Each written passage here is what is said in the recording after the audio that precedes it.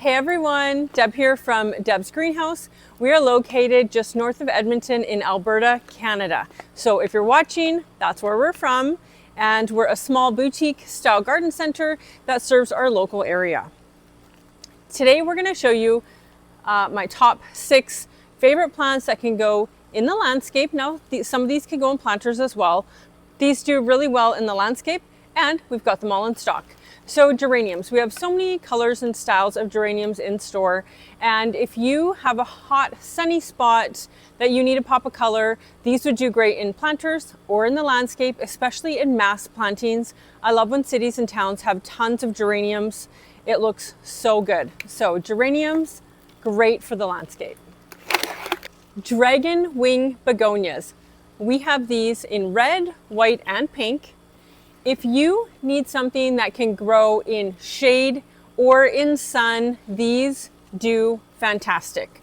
So all the way from shade to full sun, dragon wing begonias are something that take up a lot of space. They're great in the landscape. They're great in large planters. They don't have large blooms, but they're going to have a ton of blooms. Once these are planted out into bigger containers or the landscape, they're going to branch a lot more and be very, very full. If you have a large planter that measures anywhere from 16 to 20 inches, you only need 4 of these to fill it out really nicely. Dragon wing begonias, great in the landscape. This tiny little 6-pack might seem really small, but this is the size ideally to plant your cosmos outside. Cosmos are fantastic in the landscape. They have this beautiful lacy foliage and have a variety of colors in a daisy-like shaped flower. Very pretty. They often reseed in your flower beds, which is super awesome to find them volunteering and coming up the following season. Great in the landscape. They also make a great cut flower. Cosmos can be grown in part sun all the way to full sun. If you want something tall in your landscape that attracts hummingbirds, we have this beautiful black and blue salvia. It gets a large flower spike with tubular flowers in a deep purpley blue color with almost a black stem. They hold color even after the flowers fall off, which is really cool. This salvia gets really big and takes up a lot of space in the landscape. So if you have a few holes or spots where perennials will finish blooming, it's nice to tuck in some annuals for color all season. Salvia. Another great tall plant for the landscape is Verbena meteor shower.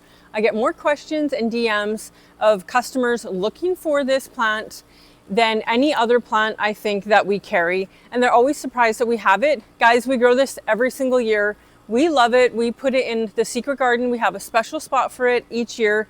We layer it with rudbeckia in front, which I'll show you next, and it looks really, really good. So it doesn't sell well early in the spring because there's no color. It looks like this kind of stick-looking green plant. Once it starts flowering, you're going to be super happy with it. Once it starts flowering in your garden bed, it flowers all summer long and into the fall. It's really a great staple for us. Large planters or flower beds is best for Verbena meteor shower, and this one is from Proven Winners. Probably the most unassuming plant in the garden center that has the biggest wow factor in the landscape is rudbeckia. We grow so many different kinds of these.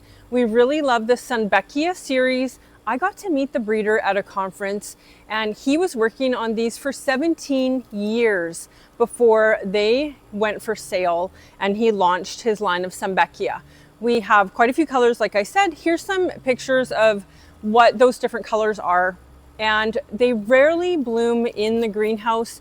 You're going to see them blooming in the landscape fairly soon after planting. I would say where we live, mid-June to the end of June, they're going to have color. These are the last things to die in the fall. They are an annual type of rudbeckia, but up until that first snowfall, they still look really, really good.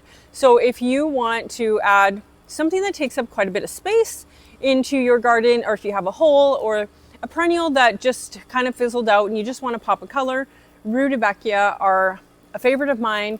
And if you grow them in the landscape, you'll just see how easy they are. The blooms on rudbeckia are almost water repellent. We one time had a flash flood And the rudbeckia was the only plant that was still standing after and looked amazing. So no matter what kind of weather's thrown at us, the rudbeckia are really tried and true.